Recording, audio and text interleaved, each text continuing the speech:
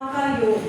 हमने इससे पहले हमने एक टॉपिक पढ़ा था कि विषम संख्याओं को क्रमागत विषम संख्याओं का योग हमेशा क्या होता है, वर्ग से पढ़ा था हमने। लेकिन ये वाला पैटर्न दूसरे तरह से भी हो सकता है। तो दूसरे तरह से कैसे हो सकता है, हम देखते हैं कैसे हो सकता है। हम वर्ग संख्या कैसे और दूसरे पैटर्न में निकाल सकते हैं। अब यहाँ पे देखो मैंने कितनी डॉट्स बनाई है, यहाँ पे 4। अब मैंने इनको ऐसे बाइफरकेट कर दिया। अब मैं इसको कैसे लिख सकती हूँ, 1 + 2 + 1 लिखा मैंने यहाँ पे 1 + 2 + 1।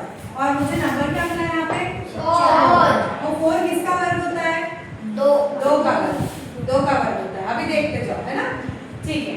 अगली बार में मैंने 2 की जगह कितने बिंदु ले लिए, यहाँ पे 3 इस तरफ और 3 इस तरफ। और वैसे ही मैंने एक एक लाइन को डिवाइड कर दिया। तो यहाँ पे मेरे पास 1, यहाँ पे 2, 3, फिर 2 और फिर 1।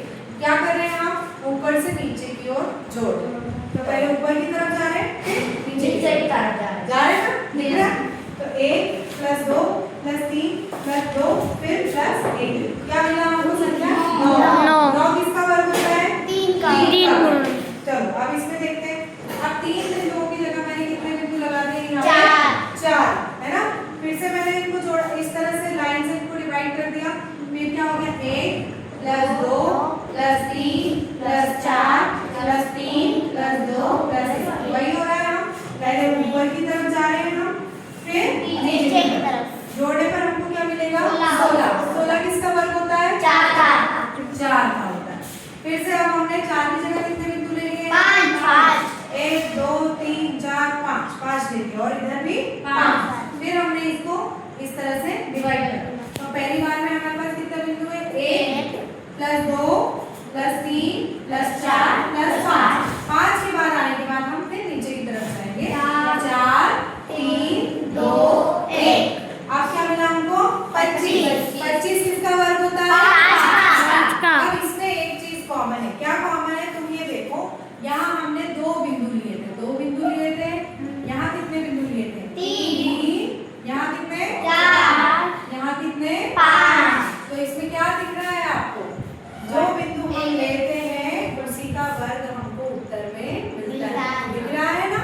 जैसे 2 बिंदु लिए हमने दोनों तरफ, तो कितना आ रहा है, 4। यहाँ तो दोनों तरफ 3 बिंदु लिए तो इसका वर्ग क्या आ रहा है, और दोनों तरफ 4 बिंदु लिए तो उसका वर्ग क्या आ रहा है, और 5 बिंदु लिए तो उसका वर्ग क्या आएगा, 25। अब तुम ये बताओ मुझे, अगर मैं इस तरह से 10 तक जाती हूँ, 1 से लेकर जोड़ते हुए,